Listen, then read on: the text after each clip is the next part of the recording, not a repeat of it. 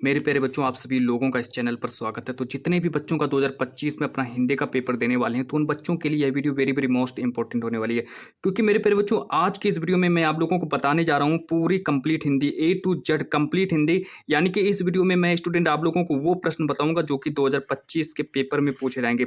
एक भी प्रश्न आपका इस वीडियो से आपका एक भी प्रश्न बाहर नहीं जाएगा। पूरा का पूरा 70 नंबर स्टूडेंट आप लोगों का पक्का हो जाएगा। ठीक है, इसी वीडियो को देख करके आप लोग चले जाना पेपर देने, आप लोगों का एक भी नंबर नहीं छूटेगा। बिल्कुल ए टू जेड आप लोगों के 70 नंबर पक्के हो जाएंगे।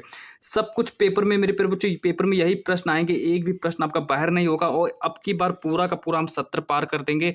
और इस वीडियो को कंप्लीट अगर आप लोगों ने देख लिया तो स्टूडेंट, मेरी गारंटी आप लोगों से कि आप लोग 70 नंबर पूरे पक्के लाओगे। ठीक है, एक भी नंबर नहीं छूटेगा। क्योंकि मेरे प्यारे बच्चों, आज की इस वीडियो में मैं आप लोगों को जीवन परिचय बताऊंगा, निबंध बताऊंगा, पत्र लेखन भी बताऊंगा कि पत्र लेखन कैसे लिखा जाता है, मतलब सब कुछ बताऊंगा आज की इस वीडियो में। तो वीडियो जो स्टूडेंट थोड़ा लॉन्ग टाइम में हो जाएगी, लेकिन देखो सबसे पहले हम बात करेंगे बहुविकल्पी प्रश्नों के बारे में। तो स्टूडेंट देखो, अभी आप लोग नए नए हैं ना, तो 2025 में आप लोग अपना नया नया पेपर देंगे। तो मैं आप लोगों को बता दूं कि देखो 20 प्रश्न आएंगे आप लोगों के पेपर में, जो कि एक प्रश्न, एक जो हर प्रश्न जो होगा 1 नंबर का होगा। तो 20 नंबर के ऑब्जेक्टिव प्रश्न आएंगे। तो सबसे पहले आप लोग अपने 20 नंबर पक्के करो, फिर हम बताएंगे आप लोगों को जीवन परिचय बताएंगे। देखो सबसे पहला प्रश्न है कि प्रसिद्ध आत्मकथा क्या भूलूं क्या याद करूं के लेखक कौन है। तो प्रसिद्ध आत्मकथा क्या भूलूं क्या याद करूं। देखो सबसे पहले बात करेंगे बहुविकल्पी प्रश्नों के बारे में, और बहुविकल्पी प्रश्नों से स्टार्ट करेंगे और निबंध पर समाप्त कर देंगे। ठीक है, क्योंकि आपका सबसे लास्ट में आप लोगों को निबंध पढ़ाएंगे, और निबंध में आप लोगों को बताऊंगा कि कौन सा निबंध आप लोगों को तैयार करके जाना है। बिल्कुल ए टू जेड वही निबंध आपको लोगों को पेपर में लिख देना, वही निबंध आएगा जो मैं आप लोगों को आज की इस वीडियो में बताऊंगा। ए ऑप्शन दिया हरिवंश राय बच्चन, बी ऑप्शन दिया है doctor Rajendra Prasad, C option दिया पांडे बेचन शर्मा उग्र, और डी ऑप्शन दिया रामविलास शर्मा। तो मेरे प्यारे बच्चों, इसका राइट आंसर हो जाएगा हरिवंश राय बच्चन। देखो बिल्कुल वेरी वेरी मोस्ट इंपॉर्टेंट प्रश्न बता रहा हूँ।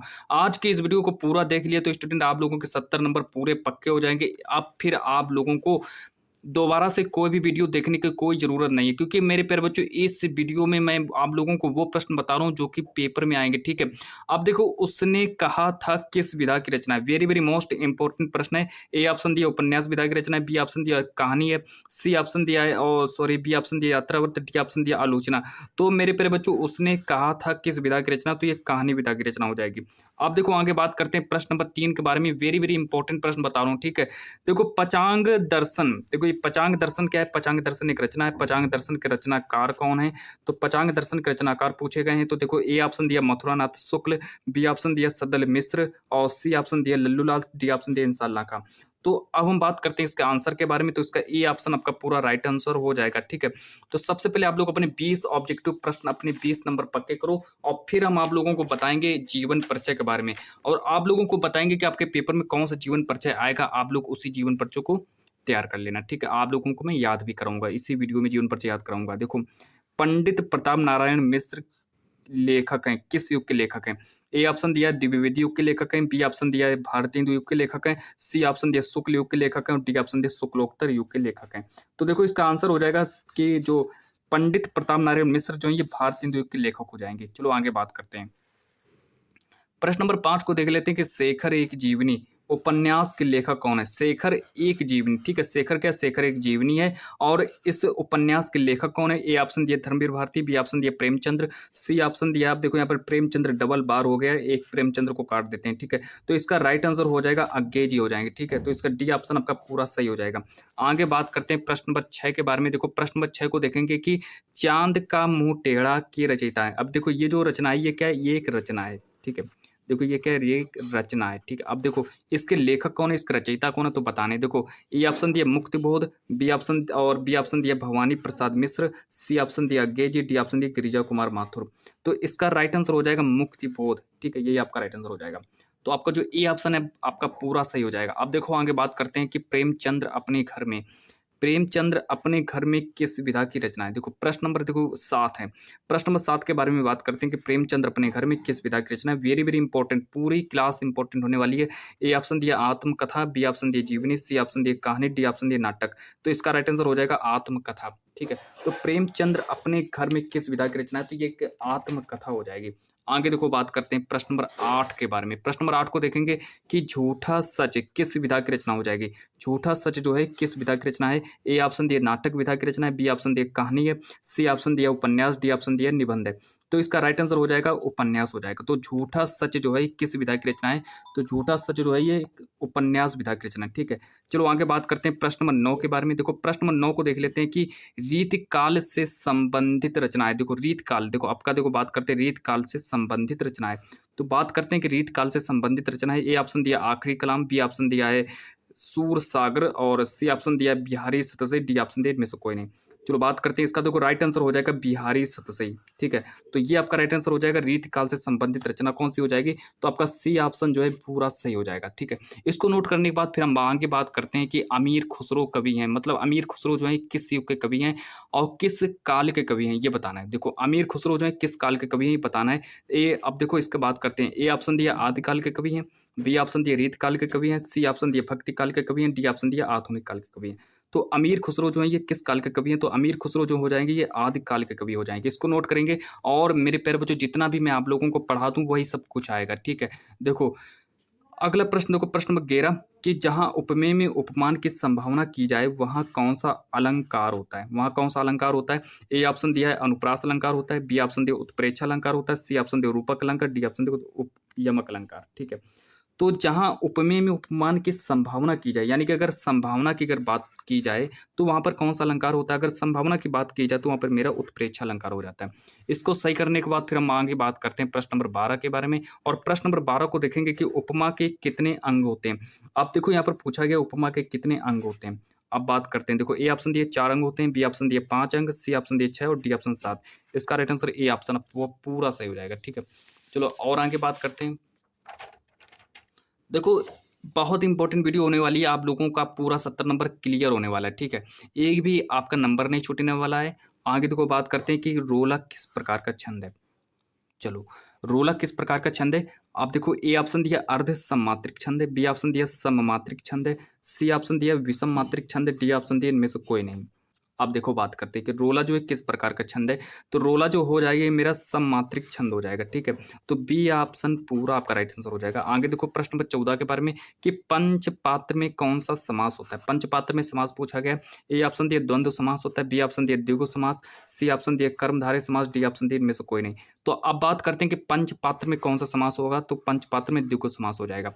आगे देखो बात करते हैं प्रश्न नंबर 15 के बारे में। देखो तद्भव तत्सम पूछे जाएंगे। देखो एक या दो तत्सम तद्भव पूछे जाएंगे आपके पेपर में। तो तत्सम तद्भव से देख लो कौन सा प्रश्न आएगा कि उलूक का तद्भव शब्द क्या होता है। उलूक, उलूक पूछा गया। ठीक है, तो उलूक का तद्भव रूप बताना है। तो ए ऑप्शन दिए पीपल होता है, बी ऑप्शन दिए घर होता है, सी ऑप्शन दिए उल्लू और डी ऑप्शन दिए परख।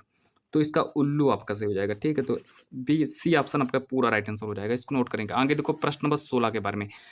प्रश्न नंबर 16 करें कि उपदेश शब्द में कौन सा उपसर्ग है। अब देखो उपसर्ग, उपसर्ग से मेरे प्यारे बच्चों आपके दो प्रश्न पूछे जाते हैं। ठीक है, दो प्रश्न आएंगे उपसर्ग से। तो दो प्रश्न आएंगे। तो अब देखो उपदेश में उपसर्ग पूछा गया। तो अब देखो उपसर्ग बताया। तो उपसर्ग में देखो जो आगे लगा हो तो उप देखो आगे लिखा है। अब देखो उप कहाँ लिखा, उप यहाँ पर देखो लिखा है। ये बी ऑप्शन आपका पूरा राइट आंसर हो जाएगा। आगे देखो फिर एक देखो उपसर्ग पूछ लिया गया है जो कि कह रहा है कि परि उपसर्ग लगाकर सही शब्द बनेगा। परि उपसर्ग लगाकर, अब देखो परी, देखो यहाँ पर लिखा है परी। अब देखो यहाँ पर फिर देखो परी लिखा है, यहाँ पर बड़ी की मात्रा लगा दी गई है, यहाँ पर पुरु लिखा है। तो जहाँ पर ये वाला जो परी जहाँ पर लगा होगा वही मेरा राइट आंसर हो जाएगा। तो ए ऑप्शन आपका पूरा सही हो जाएगा। ठीक है, तो इसका 17 का ए नंबर आपका सही हो जाएगा। तो परि उपसर्ग लगाकर कौन सा शब्द बनेगा, तो परिपूर्ण शब्द बन जाएगा। चलो प्रश्न नंबर 18 को देखो। प्रश्न नंबर 18 करें कि अग्नि का पर्यायवाची शब्द क्या होता है। अब देखो पर्यायवाची शब्द, ठीक है, पर्यायवाची शब्द 1 से 2 प्रश्न आप लोगों को जरूर मिलेंगे। पर्यायवाची शब्द से आप लोगों को जरूर 1 से 2 प्रश्न मिलेंगे पेपर में। अब ए ऑप्शन दिया अनल, बी ऑप्शन दिया पावक, सी ऑप्शन दिया आग, डी ऑप्शन दिया सभी। अब देखो अग्नि के पर्यायवाची शब्द कौन कौन से होते हैं, मतलब इसका राइट आंसर हो जाएगा सभी, मतलब उपरोक्त सभी इसका राइट आंसर हो जाएगा। ठीक है, अग्नि का देखो पर्यायवाची शब्द अनल भी होता है, अग्नि का पर्यायवाची शब्द पावक भी होता है और अग्नि का पर्यायवाची शब्द आग भी होता है। इसके बाद बात करते हैं प्रश्न नंबर 19, प्रश्न नंबर 19 के बारे में बात करते हैं कि शब्दों का व्यवस्थित और व्याकरणिक है, मतलब व्याकरणिक रूप है।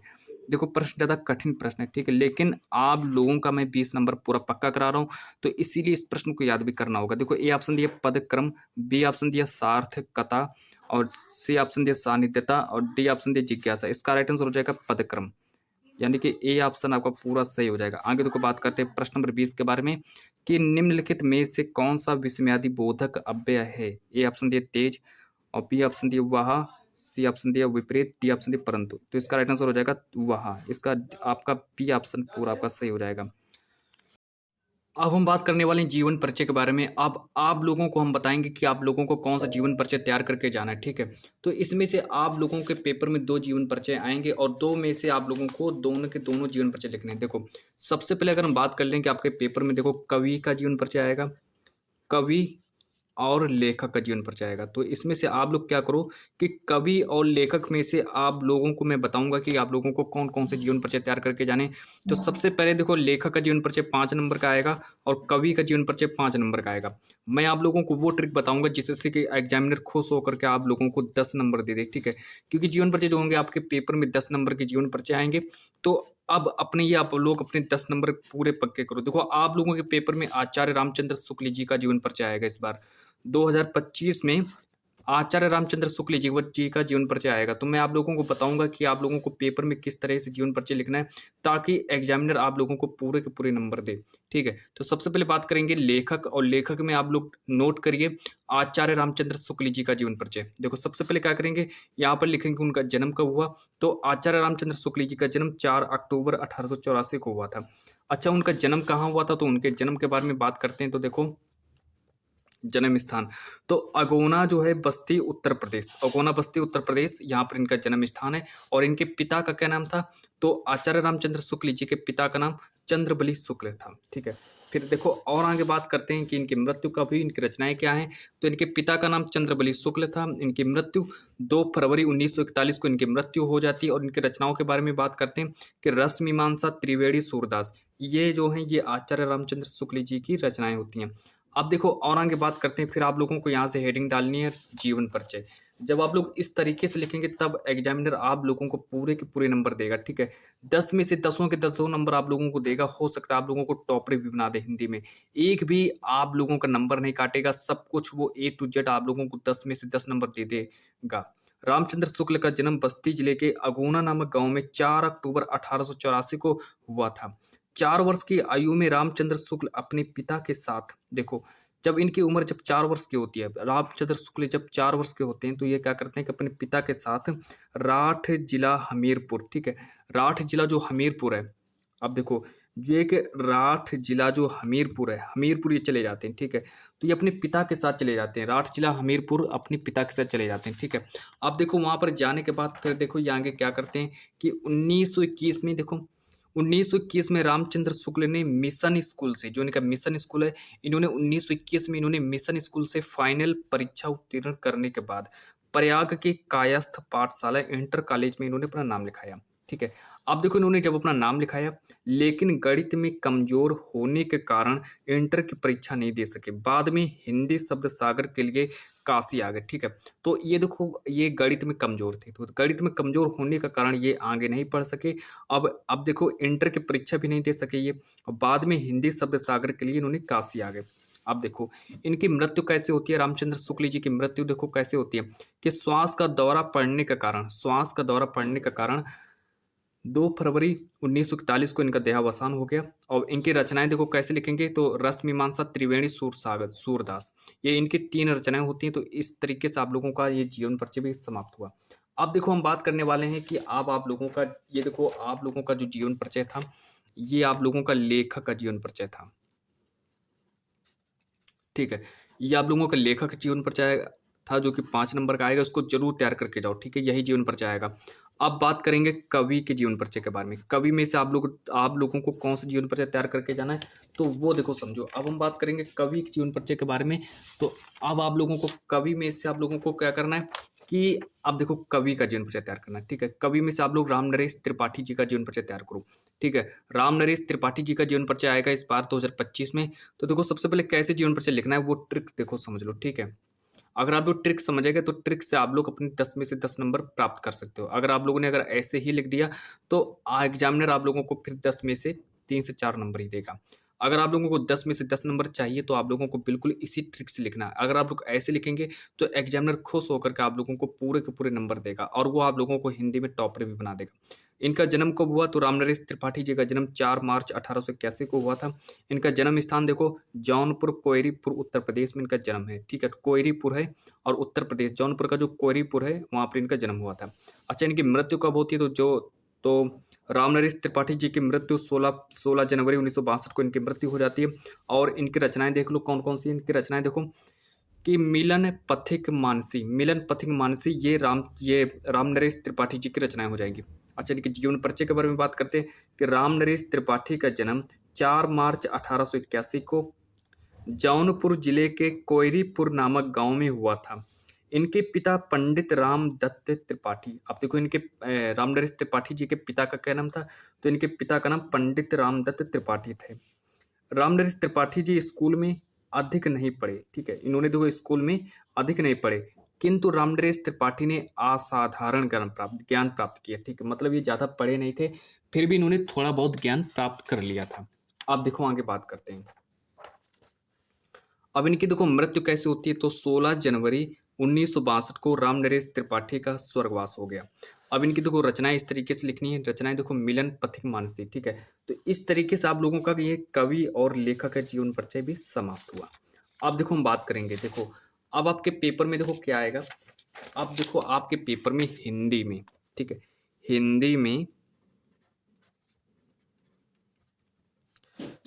में गद्यांश और पद्यांश आएंगे। ठीक है, हिंदी में गद्यांश और पद्यांश आएंगे, तो इसको समझो। देखो गद्यांश जो होगा 6 नंबर का गद्यांश आएगा, पद्यांश जो होगा 6 नंबर का पद्यांश आएगा। तो टोटल मिलाकर आप लोगों का 12 नंबर अभी ये बन रहा है। तो मैं आप लोगों को बताऊंगा कि कौन सा ऐसा गद्यांश आप लोगों को तैयार करके जाना है जो कि पूरा का पूरा पेपर में वही आएगा। ठीक है, और वही आएगा, आप लोगों को वही तैयार करके जाना है। ठीक है, जो मैं आप लोगों को बताऊंगा आज की इस वीडियो में, आप लोगों को वही गद्यांश तैयार करके जाना है। ठीक है, इसके अलावा आप लोगों को कोई अलग से गद्यांश पढ़ने की कोई जरूरत नहीं है। अब देखो आप लोगों को क्या करना है कि इसको पढ़ना है। देखो अब देखो यहाँ पर देखो क्या लिखा है कि एक गद्यांश पर आधारित 3 प्रश्नों को उत्तर दीजिए। अब देखो यहाँ पर आप लोगों से कहा जाएगा कि एक गद्यांश, आप लोगों को एक गद्यांश दिया जाएगा जिसमें से आप लोगों से 3 प्रश्नों के उत्तर पूछे जाएंगे। ठीक है, 3 प्रश्नों के उत्तर आप लोगों से पूछे जाएंगे। तो आप लोग नए हैं तो आप लोगों को पता नहीं होगा, इसीलिए मैं आप लोगों को बता रहा हूँ। देखो एक गद्यांश पर आधारित 3 प्रश्नों के उत्तर दीजिए। सबसे पहले क्या करना है कि जब आप लोगों के सामने पेपर में, जब आप लोग पेपर देने जाएं और आपके सामने जब गद्यांश रखा जाए, ठीक है, आप लोगों के पेपर में जब गद्यांश आए तो सबसे पहले उसको पढ़ लेना है। ठीक है, 1 से 2 बार उसको पढ़ लेना है। आज विज्ञान मनुष्यों के हाथों में अद्भुत और अतुल शक्ति दे रहा है। जो आज जो विज्ञान है, ठीक है, आज जो विज्ञान है वो क्या कर रहा है कि आज जो विज्ञान है वो मनुष्यों के हाथों में अद्भुत और अतुल शक्ति दे रहा है। उसका उपयोग एक व्यक्ति और समूह के उत्कर्ष और दूसरे व्यक्ति और समूह के गिराने में होता ही रहेगा। अब और आगे बात करते हैं। ठीक है, देखो हमें उस भावना को जागृत रखना है और उसे जागृत रखने के लिए कुछ ऐसे साधनों को भी हाथ में रखना होगा जो उस अहिंसात्मक त्याग भावना को प्रोत्साहित करें और भोग भावना को दबाए रखें। नैतिक अंकुश के बिना शक्ति मानव के लिए हितकर नहीं होती। वह नैतिक अंकुश यह चेतना या भावना ही दे सकती है, वही उस शक्ति को परिमित भी कर सकती है और उसके उपयोग को नियंत्रित भी कर सकती है। मेरे प्यारे बच्चों, आप लोग जब इसको पूरा पढ़ लेना, ठीक है, इस गद्यांश को पूरा पढ़ने के बाद फिर आप लोगों को सोचना है कि ये जो गद्यांश है किस चैप्टर से लिया गया है। ममता चैप्टर से लिया गया है कि किस चैप्टर से लिया गया है, कि मित्रता चैप्टर से लिया गया है कि भारतीय संस्कृति चैप्टर से लिया गया है, ये आप लोगों को सोचना है। ठीक है, लेकिन आप लोगों को सोचने की जरूरत नहीं, क्योंकि यही वाला आएगा आपके पेपर में और आप लोगों को यही वाला तैयार करके जाना है। देखो अब गद्यांश पर आधारित 3 प्रश्न, अब मैं इसको सॉल्व करवाने जा रहा हूँ, आप लोग कॉपी में नोट करो इसको। ठीक है, देखो सबसे पहले देखो आप लोगों से कहा जाएगा कि गद्यांश पर आधारित 3 प्रश्न देखो ये हैं। तो अब पहला देखो प्रश्न क्या है कि गद्यांश का पाठ हुआ लेखक का नाम लिखो। ठीक है, जो कि पेपर में कितने नंबर का आएगा, पेपर में 2 नंबर का आएगा। अब फिर देखो आप लोगों से कहा जाएगा कि रेखांकित अंश की व्याख्या करो, जो कि पेपर में 2 नंबर का आएगा, ठीक है। जब आप लोग व्याख्या कर देंगे तो आप लोगों को 2 नंबर मिलेंगे। आप देखो और आगे कि आज विज्ञान मनुष्य को क्या दे रहा है? आज विज्ञान मनुष्य को क्या दे रहा है? 2 नंबर मिलेंगे, ठीक है। मतलब 2 नंबर का ये, 2 नंबर का ये, 2 नंबर का ये, 6 नंबर हो गए आपके पूरे टोटल। इस गद्यांश को पढ़ने के बाद जब आप लोग इन तीनों के तीनों प्रश्नों के उत्तर दे देंगे, तब आप लोगों को एग्जामिनर 6 नंबर देगा, ठीक है। अगर आप लोग इनका अगर आप लोग उत्तर नहीं लिखेंगे तो आप लोगों को 1 भी नंबर नहीं मिलेगा। अब देखो आप लोगों को कैसे लिखना है। सबसे पहले हेडिंग डालेंगे संदर्भ, ठीक है। तो सबसे पहले हेडिंग डालेंगे संदर्भ और संदर्भ में लिखना स्टार्ट करेंगे। देखो संदर्भ ऐसे लिखना है, जल्दी से नोट कर लो इसको, संदर्भ को नोट करो, ठीक है। देखो कि प्रस्तुत गद्यांश हमारी पाठ्य पुस्तक हिंदी के गद्य खंड में संकलित जो आपका चैप्टर है भारतीय संस्कृति नामक पाठ से लिया गया है। इसके लेखक डॉक्टर राजेंद्र प्रसाद है। इतना लिखना है, ठीक है। इतना लिखने के बाद फिर देखो आप लोगों का संदर्भ, संदर्भ आप लोगों का कंप्लीट हुआ, मतलब 2 नंबर आपके कंप्लीट हो गए। अब देखो आप लोगों के 2 नंबर कंप्लीट हुए। अब अगला देखो क्या करे प्रश्न कि रेखांकित अंश की व्याख्या करो। अब देखो व्याख्या कैसे करनी है, तो व्याख्या में आप लोग क्या कर सकते हैं। देखो व्याख्या के लिए मैं आप लोगों को ट्रिक बता रहा हूँ। व्याख्या में आप लोग ऐसा भी कर सकते हैं। रेखांकित अंश की व्याख्या, देखो जितना भी रेखांकित अंश है जिसके नीचे मैंने हाईलाइट किया है, इतने में आप लोगों को व्याख्या करनी है। मतलब अपनी तरफ से आप लोगों को कुछ सोच समझ के लिखना है, ठीक है। अगर आप लोग ऐसा नहीं कर सकते तो मैं खुद अपने यहाँ पर देखो लिख करके लाया हूँ, आप लोगों को यही वाला नोट कर लेना है। चलो देखो रेखांकित अंश की व्याख्या। आज का समय विज्ञान का समय है, ठीक है। आज का समय विज्ञान का समय, नोट करना स्टार्ट करो। विज्ञान ने मनुष्य को बहुत कुछ दिया है। विज्ञान जो है वो विज्ञान ने मनुष्य को देखो बहुत कुछ दिया है और देता भी जा रहा है। तो आज का समय विज्ञान का समय है। विज्ञान ने मनुष्य को बहुत कुछ दिया है और देता भी जा रहा है। कुछ लोग इस शक्ति का उपयोग एक व्यक्ति अथवा किसी एक समुदाय की उन्नति और विकास के लिए करते हैं। जो कुछ लोग जो होते हैं वो क्या करते हैं कि इससे जो विज्ञान ने हमको जो कुछ भी दिया है, ठीक है।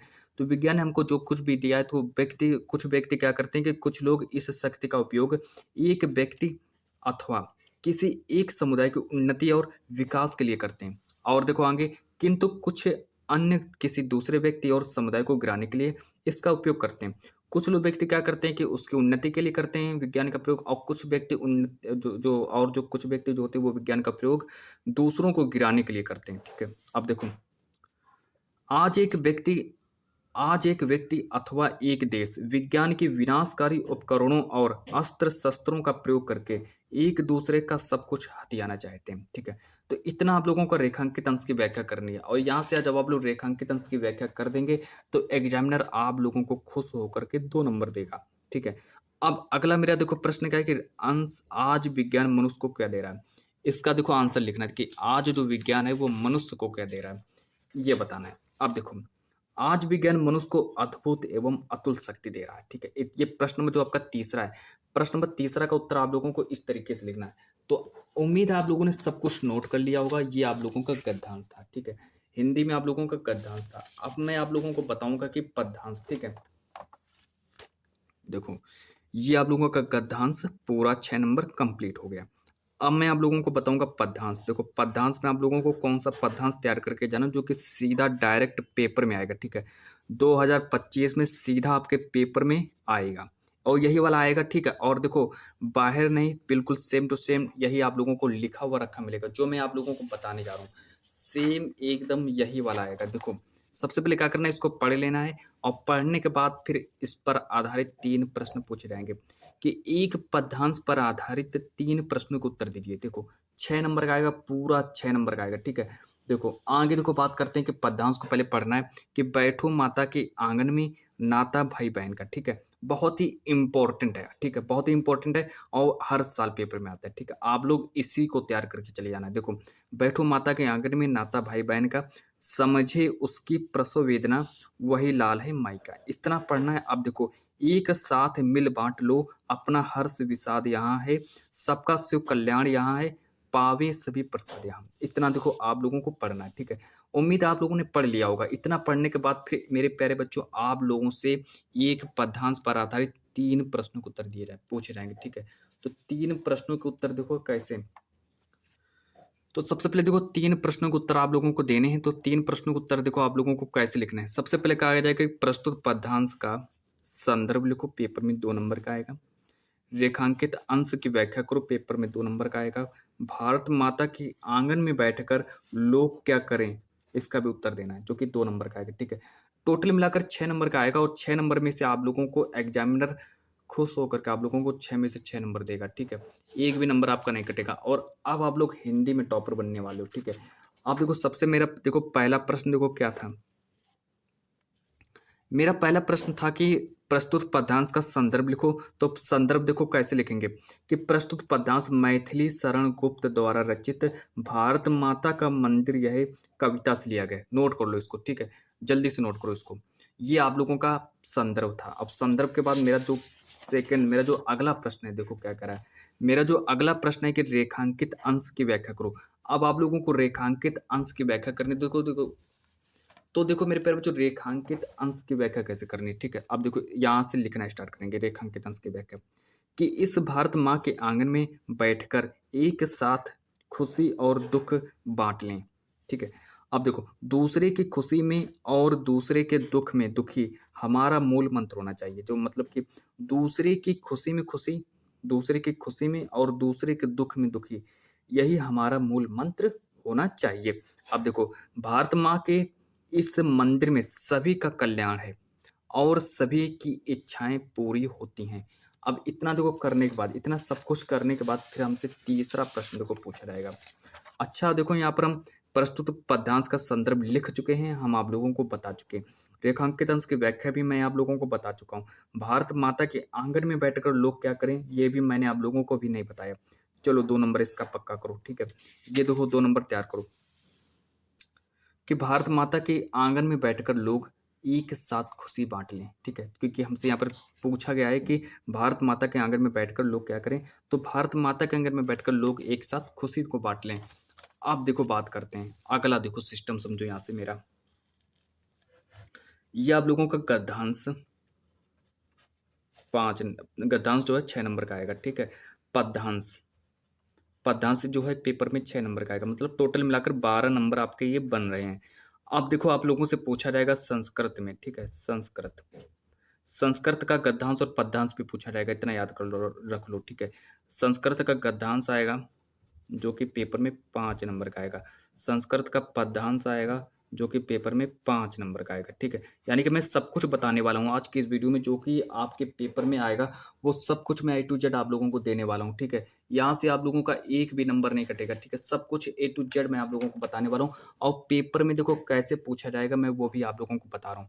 सबसे पहले क्या करना है, इसको पढ़ना है कि संस्कृत गद्यांश का संदर्भ सहित हिंदी में अनुवाद करो। देखो आप लोगों से पूछा जाएगा, संस्कृत का गद्यांश पूछा जाएगा, पहले उसको पढ़ लेना, फिर उसको आप लोगों को संदर्भ लिखना है। अच्छा संदर्भ लिखने के बाद फिर आप लोगों से कहा जाएगा कि उसका हिंदी में अनुवाद करो। अच्छा हिंदी में देखो अनुवाद कैसे करेंगे, देखो सबसे पहले पढ़ना है इसको कि मानव जीवनस्य संस्करणम संस्कृति अस्माकं पूर्वजः मानव जीवनम संस्कृतम महांतम प्रयत्नम अकुर्वन्, ठीक है। इतना देखो पढ़ना है। ते अस्माकं जीवनस्य संस्करणाय यान आचारन विचारन च आदर्शन तत्सर्वम अस्माकं संस्कृति। ये आप लोगों का क्या है, ये आप लोगों का संस्कृत का गद्यांश हो गया। आप देखो इतना देखो आप लोगों को करने के बाद फिर हमसे पूछा गया, देखो जब आप लोग इतना कर देंगे, ठीक है, तो ये टोटल मिलाकर हमसे पेपर में कितने नंबर का आएगा, 5 नंबर का आएगा पेपर में, ठीक है। अब देखो पेपर में जब आप लोगों से 5 नंबर का पूछा जाएगा, ठीक है, तो देखो सबसे पहले क्या करना है, 5 नंबर का आएगा तो आप लोगों को मैं बता रहा हूँ 5 नंबर का आएगा, पूरा का पूरा 5 नंबर का आएगा। देखो जब आप लोग इसका संदर्भ लिख देंगे तो आप लोगों को एग्जामिनर 2 नंबर देगा, ठीक है। और जब आप लोग इसका हिंदी में अनुवाद करेंगे, तो आप लोगों को 3 नंबर मिलेंगे, मतलब टोटल मिलाकर आप लोगों के 5 नंबर यहाँ से बन रहे हैं। तो सबसे पहले उम्मीद है आप लोगों ने इसको पूरा का पूरा पढ़ लिया होगा, ठीक है, आप लोगों ने इसको पूरा पढ़ लिया होगा। अब देखो आगे बात करते हैं। अब आगे आप लोगों को लिखना है इसका संदर्भ लिखेंगे तब एग्जामिनर आप लोगों को 2 नंबर देगा, ठीक है। एक भी नंबर आपका नहीं कटेगा, 2 नंबर आप लोगों को पूरा का पूरा 2 नंबर देगा, ठीक है। तो 2 नंबर आप लोगों की ये अपने पक्के करो। देखो प्रस्तुत संस्कृत गद्यांश हमारी पाठ्य पुस्तक के संस्कृत खंड में संकलित भारतीय संस्कृति नामक पाठ से लिया गया, ठीक है। ये आप लोगों का क्या है, ये आप लोगों का इसका संदर्भ हो गया। संदर्भ में अब आगे देखो कि हिंदी में अनुवाद करो। अब इसका हिंदी में अनुवाद भी करा देते हैं, तो इसका आप लोग हिंदी में अनुवाद भी समझ लो। देखो यहाँ से आप लोगों का हिंदी में अनुवाद भी स्टार्ट हो चुका है। देखो मानव जीवन को सजाना संवारना ही संस्कृति है। जो मानव जीवन है, मानव जीवन को हमें सजाना और उसको संवारना ही हमारी संस्कृति है। हमारे पूर्वजों ने मानव जीवन को संवारने के लिए महान कार्य किए थे। जो हमारे जो पूर्वज हैं उन्होंने देखो मानव जीवन को संवारने के लिए बहुत से कार्य किए, यानी कि महान कार्य किए थे।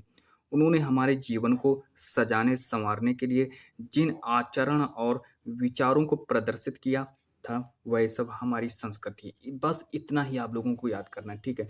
इतना याद कर लिया तो मान लो स्टूडेंट आप लोगों के 5 नंबर पक्के हो जाएंगे। अब देखो और आगे बात करते हैं। ये आप लोगों का संस्कृत का गद्यांश कंप्लीट हो चुका है। संस्कृत का गद्यांश कंप्लीट। अब बात करेंगे संस्कृत के पद्यांश के बारे में, जो कि पेपर में 5 नंबर का आएगा, ठीक है। पूरा का पूरा 5 नंबर का आएगा। तो मैं आप लोगों को बताऊंगा कि आप लोगों को कौन सा संस्कृत का पद्यांश तैयार करके जाना है। देखो सबसे पहले देखो यहाँ से हेडिंग डालेंगे कि पद्यांश का संदर्भ सहित, देखो संदर्भ पूछा जाएगा आप लोगों से। कहा जाएगा कि पद्यांश का संदर्भ सहित हिंदी में अनुवाद करो, सबसे जो कि पेपर में 5 नंबर का आएगा, ठीक है। अब देखो इसको पढ़ना है पहले कि किंस्वित प्रवसतो मित्रम किंस्विन मित्रम गृह सतः आतुरस्य च किम मित्रम किंस्विन मित्रम मरिष्यतः। इसको पढ़ना है। देखो संस्कृत का है, ठीक है। तो संस्कृत का है तो इसीलिए आप लोग इसको समझो पहले। संस्कृत का पद्यांश, ठीक है। संस्कृत का पद्यांश जो कि पेपर में 5 नंबर का आएगा। अगर आप लोग इसका संदर्भ लिख देते हैं, अगर आप लोग इसका संदर्भ लिखते हैं तो आप लोगों को दो नंबर मिलेंगे।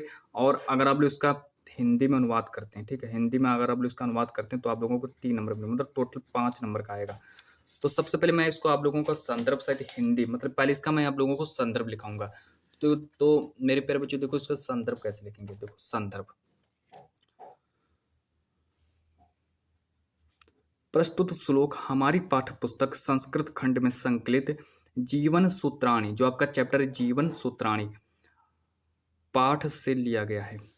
अब देखो इस श्लोक में क्या बताया गया है। इस श्लोक में यक्ष जो है, यक्ष द्वारा युधिष्ठिर से पूछे गए प्रश्न और उनके उत्तर दिए गए हैं। मैं जो इसका हिंदी में जो अनुवाद करूंगा उसमें क्या करेगा कि जो यक्ष जो होगा वो युधिष्ठिर से प्रश्न पूछेगा और युधिष्ठिर उसका जवाब देगा, ठीक। बस इतना ही आप लोगों को करना है। संदर्भ लिखने के बाद अब देखो यहाँ से समझो, ठीक है। अब यहाँ से देखो हिंदी में अनुवाद। यक्ष देखो पूछता है, यक्ष देखो क्या पूछ रहा है। अब यक्ष देखो यहाँ से पूछेगा कि भूमि से अधिक श्रेष्ठ क्या है, आकाश से अधिक ऊंचा क्या है, वायु से तेज चलने वाला क्या है, तिनकों से भी अधिक दुर्बल क्या है, ठीक है। इतना देखो यक्ष ने पूछा कि भूमि से अधिक श्रेष्ठ क्या है, और आकाश से अधिक ऊंचा क्या है, और वायु से तेज चलने वाला क्या है, तिनकों से भी अधिक दुर्बल क्या है। अब यहाँ से देखो युधिष्ठिर जो है जवाब देंगे कि माता भूमि से अधिक भारी होती है। जो माता जो होती हैं वो भूमि से अधिक भारी है। अब देखो पिता जो है आकाश से ऊंचा है, मन वायु से तेज है, आगे देखो चिंता जो है तिनकों से अधिक दुर्बल है। इतना देखो आप लोगों का ये संस्कृत का गद्यांश और पद्यांश पूरा कंप्लीट हुआ। चलो अब मैं आप लोगों को बताऊंगा एक निबंध, ठीक है। अब देखो मैं आप लोगों को निबंध बताऊंगा। निबंध में देखो पेपर में जो निबंध जो होगा, पेपर में निबंध आप लोगों के पेपर में 7 नंबर का निबंध आएगा। पहले क्या होता था कि पहले 9 नंबर का निबंध आता था, लेकिन अब इस बार क्या है, इस बार 7 नंबर का निबंध आएगा। तो मैं आप लोगों को निबंध में देखो 3 से 4 मैं आप लोगों को निबंध बताऊंगा और उन्हीं निबंधों को तैयार करके चले जाना पेपर देने, बस वहीं से आप लोगों का पूरा काम हो जाएगा।